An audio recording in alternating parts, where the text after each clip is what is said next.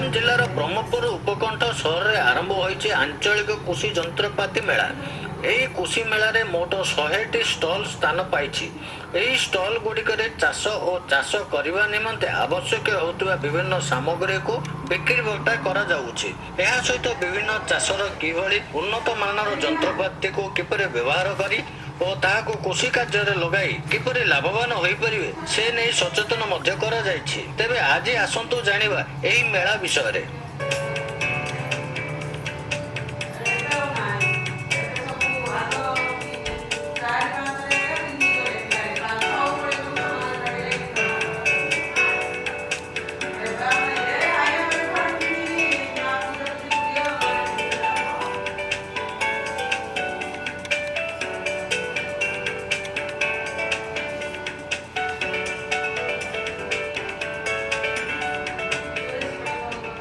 ଆମର ଏ ଯେଉଁ ଗଞ୍ଜାମ ଜିଲ୍ଲାରେ ଆଞ୍ଚଳିକ କୃଷି ମହୋତ୍ସବ ଓ ଜିଲ୍ଲା କୃଷି ଯନ୍ତ୍ରପାତି ମେଳା ଆଜିଠୁ ଆରମ୍ଭ ହେବାକୁ ଯାଉଛି। ଏଠି ଆମର ବିଭିନ୍ନ ଯନ୍ତ୍ରପାତିକୁ ନେଇକି ବିଭିନ୍ନ ଡିଲର୍ସ ମାନେ ଆସିଛନ୍ତି।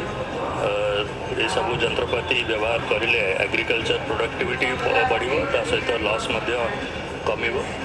ଫାର୍ମ ମେକାନାଇଜେସନକୁ ବଢ଼ାଇବା ପାଇଁ ଗୋଟେ ଭଲ ଏକ୍ସପୋଜର ଦେବା ପାଇଁ ଆମ ଚାଷୀ ଭାଇ ଭଉଣୀମାନଙ୍କ ପାଇଁ ସମସ୍ତଙ୍କ ପାଇଁ ଏଇଟା ଗୋଟେ ଭଲ ଉଦ୍ୟମ ଆମ ଏଗ୍ରିକଲଚର ଡିପାର୍ଟମେଣ୍ଟ ତରଫରୁ ତଥା ଜିଲ୍ଲା ପ୍ରଶାସନ ତରଫରୁ। ମୁଁ ଆଶା କରୁଛି ଯେ ଆମର ସବୁ ଚାଷୀ ଭାଇ ଭଉଣୀମାନେ ଆସିବେ, ଏଠି ବିଭିନ୍ନ ପ୍ରକାର କୃଷି ଯନ୍ତ୍ରପାତି ଦେଖିବେ। ତା ସହିତ ଅନେକ ସବସିଡ଼ି ମଧ୍ୟ ଅଛି ୟା ଉପରେ, ତ ଏ ସବସିଡ଼ିର ଅପରଚ୍ୟୁନିଟିଟାକୁ ଭଲ ଭାବରେ ଦେଖନ୍ତୁ। ଆମର ବିଭିନ୍ନ ଜିଲ୍ଲା ଏଠି ଅଛନ୍ତି, କନ୍ଧମାଳ, ଖୋର୍ଦ୍ଧା, ଆମର ଗଜପତି, ବିଭିନ୍ନ ଜିଲ୍ଲାରୁ ଆସିବେ ଚାଷୀମାନେ। ତା ଛଡ଼ା ଗଞ୍ଜାମ ଜିଲ୍ଲାର ସବୁ ବ୍ଲକ୍ସରୁ ବି ଆମେ ମୋବିଲାଇଜ୍ କରୁଛୁ। ବର୍ତ୍ତମାନ ଏହି ଖଲିକୋଟ କଲେଜ ଗ୍ରାଉଣ୍ଡଠାରେ ଆଞ୍ଚଳିକ କୃଷି ମହୋତ୍ସବ ତଥା ଜିଲ୍ଲା କୃଷି ଯନ୍ତ୍ରପାତି ମେଳା ଅନୁଷ୍ଠିତ ହେଉଛି। ଆମର ବର୍ତ୍ତମାନ ଯେଉଁ ସରକାରଙ୍କର ବିଭିନ୍ନ ଜ୍ଞାନକୌଶଳ କୃଷିର ତାର ଉପରେ ଚାଷୀମାନଙ୍କୁ ସଚେତନ କରିବା ପାଇଁ ଏଇଟା ଗୋଟେ ମେଳା କରାଯାଉଛି। ଏହା ଛଡ଼ା ଏଠାରେ ଯେଉଁ କୃଷି ଯନ୍ତ୍ରପାତି ମେଳା ହେଉଛି ସେଥିରେ ମଧ୍ୟ ଇମ୍ପୋର୍ଟାନ୍ସ ଦିଆଯାଇଛି ଯେଉଁ ରିହାତି ଦରରେ ଚାଷୀମାନଙ୍କୁ ବିଭିନ୍ନ ପ୍ରକାର କୃଷି ଯନ୍ତ୍ରପାତି ଦେବା ପାଇଁ ବନ୍ଦୋବସ୍ତ କରାଯାଇଛି। ଏବଂ ବର୍ତ୍ତମାନ ଏଇ ଯେଉଁ 5 ଦିନ ଆମର ଜିଲ୍ଲାକୁ ଅନଲିମିଟେଡ଼ ଟାର୍ଗେଟ୍ ଦିଆଯାଇଛି, ଅର୍ଥାତ୍ ଯେଉଁ ଚାଷୀ ଯେଉଁ ଯନ୍ତ୍ରପାତି ଚାହିଁବ ସେମାନେ ବର୍ତ୍ତମାନ ଏଇ 5 ଦିନ ଭିତରେ ସୁରୁଖୁରୁରେ ରିହାତି ଦରରେ କିଣିପାରିବେ। ଏହାଛଡ଼ା ଯେଉଁ ଆମର ଓମେନ୍ ସେଲ୍ଫ ହେଲ୍ପ ଗ୍ରୁପ୍ ରହିଛନ୍ତି ସେମାନେ ମଧ୍ୟ ଶତକଡ଼ା 75% ରିହାତି ପାଇବେ। ଏହି ମାଧ୍ୟମରେ ସେମାନେ ମଧ୍ୟ ତାଙ୍କର ଯଦି କିଛି କୃଷି ଯନ୍ତ୍ରପାତି ନେବାକୁ ଚାହୁଁଛନ୍ତି ସେମାନେ ମଧ୍ୟ ଆମର ଜିଲ୍ଲାର 22ଟି ବ୍ଲକରୁ ଆମର ବିଭିନ୍ନ ବିଭାଗର ଚାଷୀମାନଙ୍କୁ ଏଠି ଅଣାଯାଉଛି। ସେମାନେ ଆମର ଏଠି ମଧ୍ୟ ଏଇ 5ଟି ଦିନରେ ପ୍ରାୟ 24ଟି କ୍ଲାସ୍ ଯେଉଁ ସେମିନାର ହେଉଛି ଏବଂ ଏହି କ୍ଲାସ୍ରେ ଆମର ଭୁବନେଶ୍ୱର ତଥା ବିଭିନ୍ନ ଜାଗାରୁ ରିସର୍ଚ୍ଚ ପର୍ସନ୍ ବିଭିନ୍ନ ବିଭାଗର ଆସି ସେମାନେ ସେମିନାରରେ ଭାଗ ନେଉଛନ୍ତି ଏବଂ ପ୍ରତ୍ୟେକ ଦିନ ପ୍ରତ୍ୟେକ ସେସନ୍ରେ 100 ଜଣ ଚାଷୀଙ୍କ ସହିତ ଆମର ଗୋଟେ ସେମିନାର ଫାର୍ମର ସାଇନ୍ସ ଇଣ୍ଟରାକ୍ସନ୍ ମଧ୍ୟ କରାହେଉଛି। ବର୍ତ୍ତମାନ ଯେଉଁଟା ବର୍ଣ୍ଣିଂ ଟପିକ୍ ବା ଯେଉଁ ଜିନିଷ ଉପରେ ଆମେ ପ୍ରାୟୋରିଟି ଦେଉଛୁ ତାରି ଉପରେ ଏଇ ଯେଉଁ ସେମିନାର କରାହେଉଛି, ଯାହାଫଳରେ ଆମର ଯେଉଁ ଟେକ୍ନୋଲୋଜି ଆମର ଏଇ ଯେଉଁ ଚାଷୀ ଯେଉଁ 22ଟି ବ୍ଲକରୁ ଆମର ପ୍ରାୟ ପ୍ରତ୍ୟେକ ଦିନ 500ରୁ 700 ଚାଷୀ ଆସୁଛନ୍ତି। ଏହା ଛଡ଼ା ଏଇଟା ଯେହେତୁ ଆଞ୍ଚଳିକ ଆମ ଜିଲ୍ଲା ଛଡ଼ା ଗଜପତି, କନ୍ଧମାଳ, ଆପଣଙ୍କର ପୁରୀ, ଖୋର୍ଦ୍ଧା ଏବଂ ନୟାଗଡ଼ ଏହି ଜିଲ୍ଲାରୁ ଚାଷୀ ମଧ୍ୟ ଆସୁଛନ୍ତି। ତେଣୁ ଏଇ ଯେଉଁ ଆଞ୍ଚଳିକରେ ଆମର ଯେତେ ପ୍ରକାର କୃଷି ଆମର ଯେଉଁ ସମ୍ବନ୍ଧୀୟ ସ୍କିମ୍, ଖାଲି କୃଷି ନୁହେଁ, କୃଷି, ଉଦ୍ୟାନ ବିଭାଗ, ପ୍ରାଣୀ ସମ୍ପଦ ବିଭାଗ, ମତ୍ସ୍ୟ ସମ୍ପଦ ଏବଂ ଆମର ଯେଉଁ ମିଶନ ଶକ୍ତି ସବୁର ଯେଉଁ ପ୍ରୋଗ୍ରାମ ତାଙ୍କୁ ଆମେ ଅବଗତ କରାଇବୁ, କ'ଣ ସବସିଡ଼ି ଅଛି ତାଙ୍କ ବିଷୟରେ ଜଣାଇବୁ।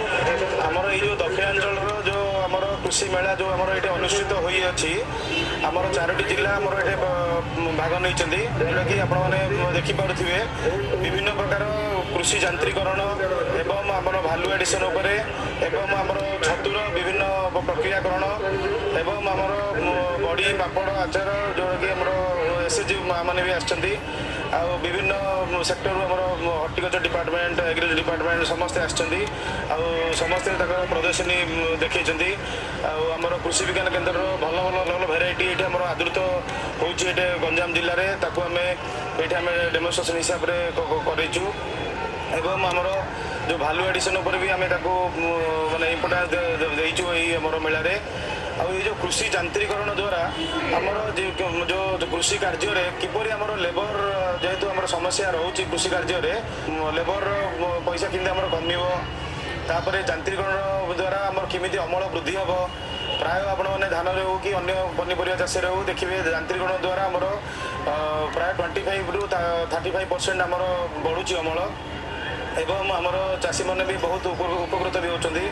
ଏବେ ପ୍ରାୟ ଚାଷୀ ଭାଇମାନେ ଯାନ୍ତ୍ରିକରଣ ଦ୍ୱାରା ସେମାନେ ନିଜର ଚାଷ କାର୍ଯ୍ୟ କରୁଛନ୍ତି। ଆଉ ଗୋଟିଏ ଜିନିଷ ମୁଁ ଏଇଠି କହି ରଖିବି, ଗଞ୍ଜାମ ଜିଲ୍ଲାରେ ଯେଉଁ ଜଳବାୟୁ ପରିବର୍ତ୍ତନ ତ ଦେଖାଯାଉଛି।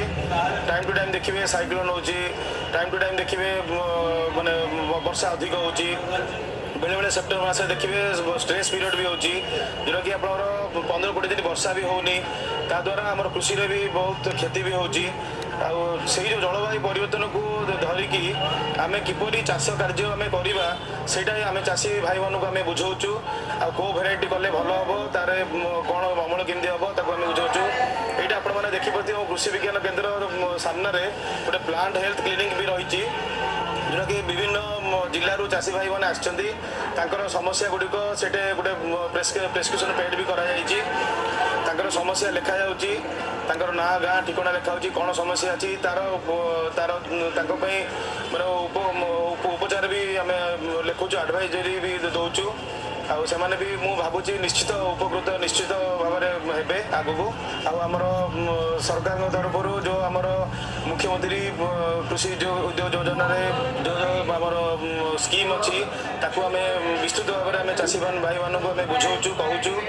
ଆଉ ସେମାନେ କେମିତି ଆଗକୁ ଯିବେ ଆଉ କେମିତି ଭଲ ଭଲ ସ୍କିମ୍କୁ ଆପଣେଇବେ ଆଉ ଆମ କୃଷିର ଉନ୍ନତି କରିବେ।